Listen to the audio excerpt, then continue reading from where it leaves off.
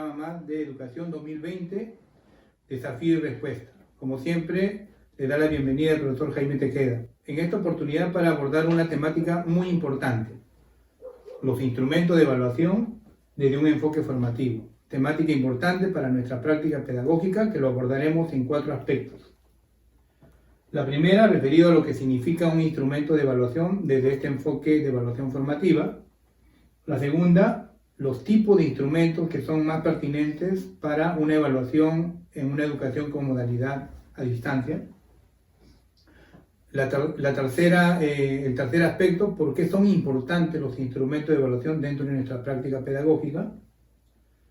Y el cuarto aspecto, cómo diseñar instrumentos de evaluación, en este caso desde un enfoque formativo, ¿no? De evaluación formativa. Estos 4 aspectos los vamos a ir abordando gradualmente. Antes vamos a compartir, como siempre, las cuestiones previas, los saberes previos a partir de tu experiencia pedagógica. Son 4 preguntas que te invitamos a que lo puedas contestar y esa respuesta que vas a plantear lo puedas luego confrontar con los alcances que vamos a ir compartiendo en cada uno de los aspectos que hemos presentado. Vamos con la primera pregunta. ¿Puede un instrumento de evaluación ser un producto de aprendizaje para ti? De tu experiencia pedagógica te invitamos a que lo puedas contestar. 2. ¿Qué relación existe entre instrumento de evaluación y evidencia de aprendizaje? ¿Hay algún tipo de relación entre estas 2 herramientas? A partir de tu experiencia, de igual manera, te invitamos a que lo puedas contestar. 3. ¿Los instrumentos de evaluación se diseñan en base a las evidencias o las evidencias se establecen en base a los instrumentos de evaluación? ¿Cuál sería tu respuesta a partir de tu experiencia? La calificación asumida en un instrumento de evaluación supone un enfoque de evaluación sumativa o formativa. Desde tu experiencia, ¿cuál sería la respuesta? Esta respuesta la vamos a tomar en cuenta. Te agradecería que lo puedas confrontar luego que compartamos todos estos alcances en la siguiente diapositiva. Comenzaremos con el primer alcance, referido a ¿qué es un instrumento de evaluación? Para ello vamos a recoger 2 definiciones que nos plantean las orientaciones pedagógicas del propio Ministerio. La primera, definición de lo que es instrumento de evaluación. Se asumen como soportes o situaciones que hacen visible la combinación de las capacidades al enfrentar un problema o desafío del contexto, y estos se precisan y describen en niveles de logro. Esa es una primera idea de lo que es instrumento de evaluación, ¿no? Es decir, expresan una combinación de capacidades frente a un desafío y describen los niveles de logro alcanzados por el estudiante.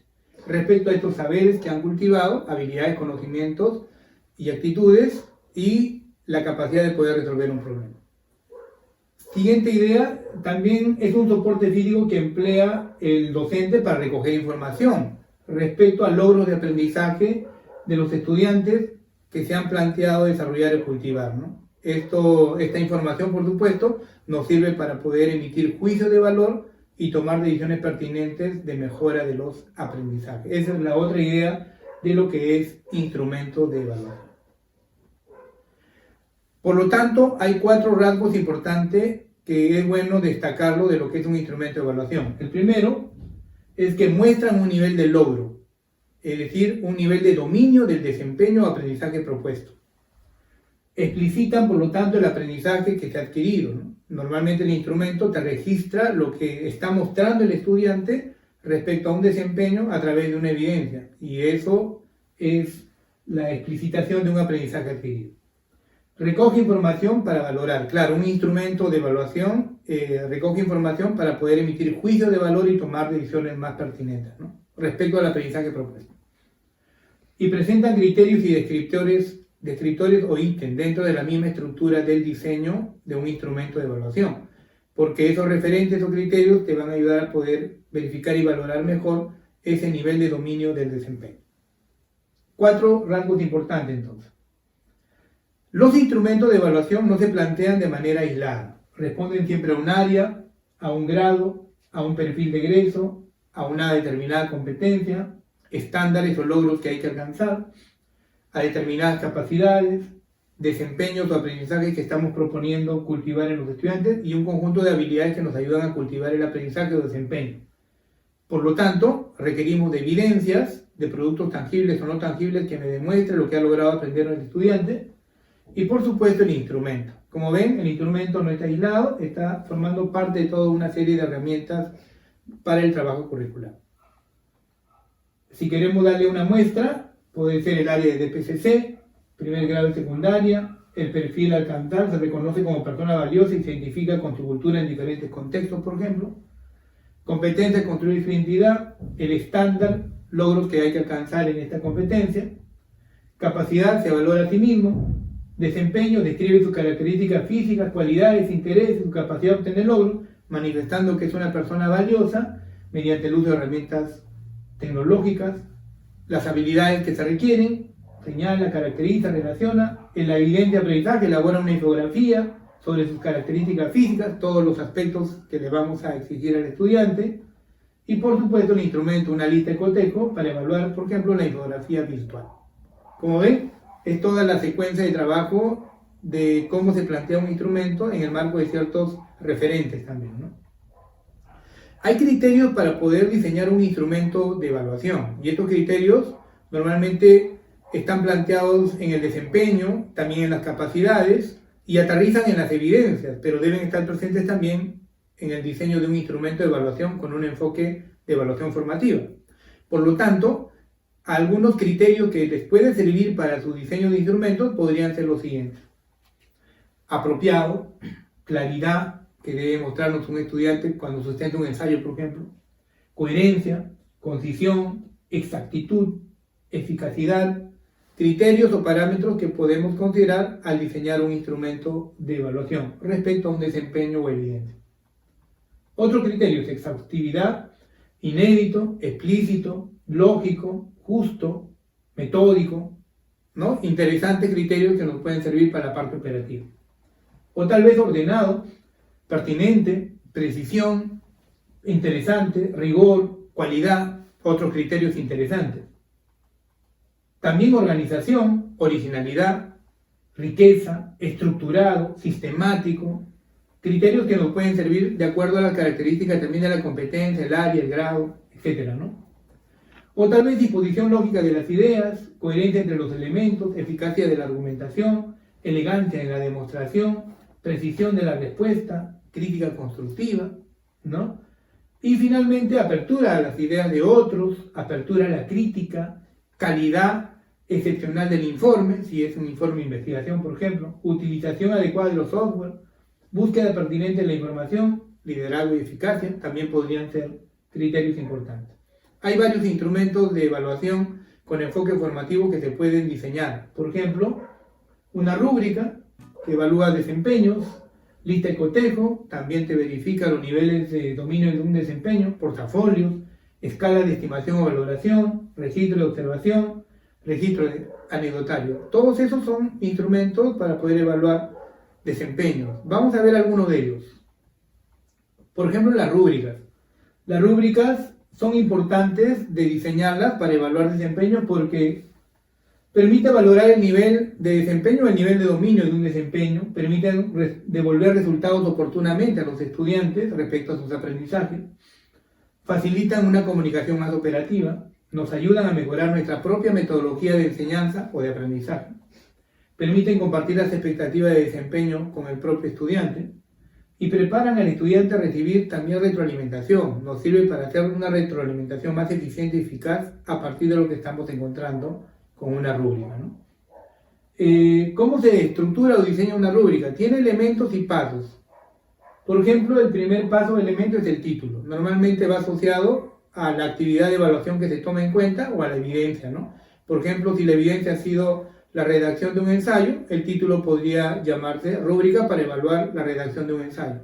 Si es la sustentación de un ensayo, rúbrica para evaluar la sustentación de un ensayo. Si es informe de investigación, igual el título va alusivo a esa actividad de evaluación o evidencia, ¿no?, que se ha tomado en cuenta. Luego se describe justamente esa actividad de evaluación que tiene que demostrar el estudiante. Si es la sustentación de un ensayo, te describe qué es lo que va a sustentar un ensayo, cómo lo tiene que hacer, brevemente en 2 o 3 líneas.